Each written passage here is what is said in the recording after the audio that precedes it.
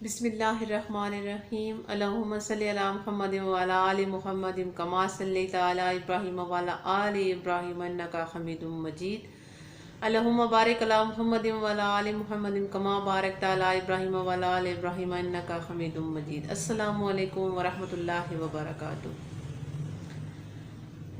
جو انسان ہوتا ہے اس کی عادات جو ہوتی ہیں وہ اس کی نسلوں کا پتہ بتاتی ہیں۔ آج آپ کو ایک بہت ہی انٹرسٹنگ معلومات دیتی ہوں کہ وہ کیسے۔ ایک شخص تھا اور اس کو نوکری کی تلاش تھی اور اس کو کام چاہیے تھا، تو وہ ایک بادشاہ کے دربار میں چلا گیا۔ وہاں جا کے وہ بادشاہ سے عرض کرتا ہے کہ بادشاہ سلامت مجھے اپنے پاس کام کے لیے رکھ لیں۔ جب بادشاہ نے اس سے پوچھا کہ آپ کیا کام کرتے ہو یا کیا ہو، تو اس نے کہا کہ میں ایک سیاستدان ہوں۔ لیکن بادشاہ کو جو چاہیے تھا کام کے لیے، وہ یہ چاہیے تھا کہ ان کے گھوڑوں کی دیکھ بھال کے لیے انہیں کوئی آدمی درکار تھا۔ لہٰذا بادشاہ نے اسے اپنے محل میں گھوڑوں کے دیکھ بھال کے لیے رکھ لیا۔ کچھ عرصہ گزرا، کچھ عرصے کے بعد بادشاہ نے اسے طلب کیا اور بادشاہ نے اس سے پوچھا کہ جو میرے گھوڑوں میں ایک نایاب اور بہت قیمتی گھوڑا ہے اس کے بارے میں بتاؤ۔ تو وہ شخص کہنے لگا کہ بادشاہ سلامت وہ جو گھوڑا ہے آپ کا وہ نسلی نہیں ہے۔ بادشاہ کو بڑا تعجب ہوا کہ یہ کیا کہہ رہا ہے۔ جنگل سے ایک بہت ماہر انسان کو بلوایا گیا۔ جب وہ آیا اس نے دیکھا تو اس نے بادشاہ کو کہا کہ گھوڑا نسلی ہے، لیکن جب یہ پیدا ہوا تھا تو اس کی ماں مر گئی تھی اور اس نے گائے کا دودھ پی کے یہ بڑا ہوا ہے۔ اب بادشاہ کو بڑا تعجب ہوا اس بات پہ۔ اس نے اس شخص سے پوچھا کہ تمہیں کیسے پتہ چلا کہ یہ گھوڑا نسلی نہیں ہے؟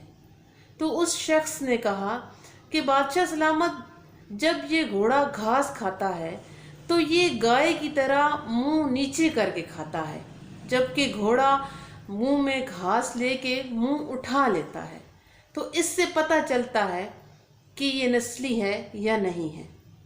بادشاہ بڑا متاثر ہوا اس شخص سے، اور بادشاہ نے بطور انعام اس شخص کے گھر اناج، گندم اور کچھ جانور، یہ کہہ لیں کہ کچھ پرندے جو بھنے ہوئے تھے، وہ ساری چیزیں اس شخص کے گھر بھجوا دی۔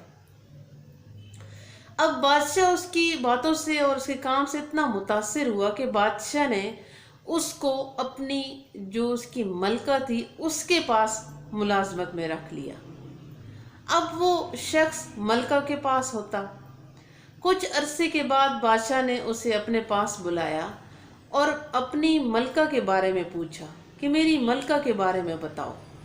اب بادشاہ کو اس نے کہا کہ بادشاہ سلامت آپ کی جو ملکہ ہے وہ ہے تو ملکہ، لیکن وہ اس میں جو عادتیں ہیں یا وہ ایک شہزادی نہیں ہے۔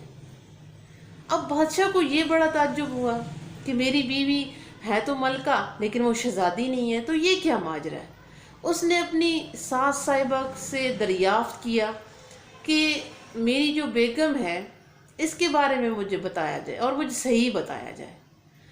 تو پھر ان کی ساس صاحبہ نے انہیں کہا کہ آپ کی بات ٹھیک ہے، جب میری بیٹی پیدا ہوئی تھی تو آپ کے والدین ہمارے بچی کو اپنی بیٹی لینا چاہتے تھے، تو بطور ہم آپ سے رشتہ طے کرنا چاہتے تھے، تو لہٰذا جو میری بیٹی تھی وہ 6 ماہ کی ہو کے فوت ہو گئی تھی، تو ہم وہ رشتہ توڑنا نہیں چاہتے تھے آپ سے، تو لہٰذا ہم نے ایک غریب گھر سے ایک بچی لی جس کی پرورش کی اور اسے اپنی بیٹی بنا کے آپ کے ساتھ بیاہ دیا۔ اب بادشاہ بڑا اور متاثر ہو گیا اس شخص سے۔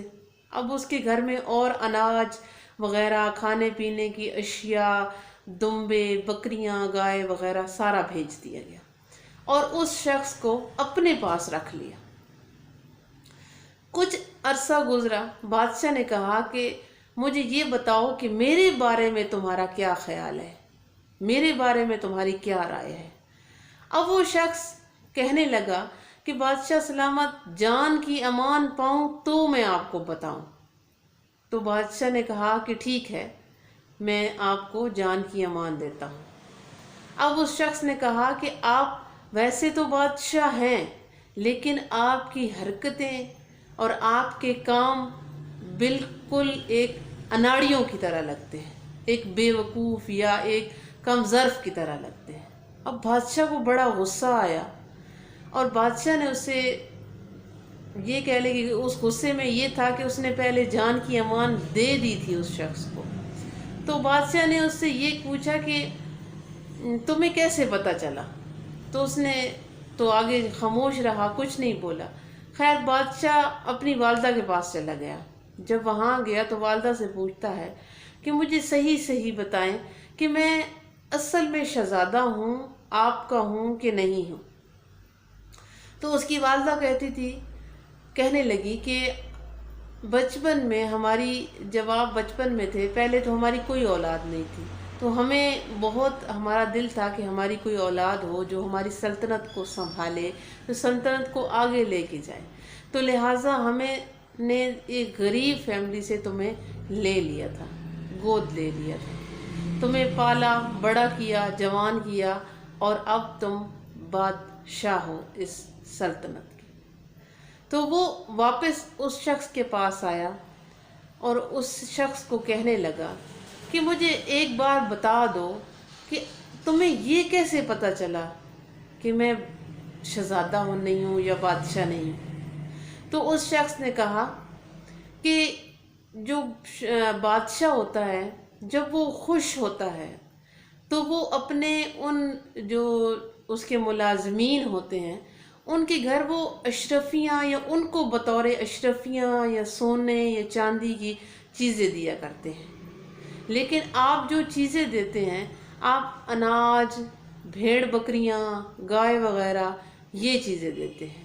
تو ان چیزوں سے نسلوں کا پتہ چلتا ہے۔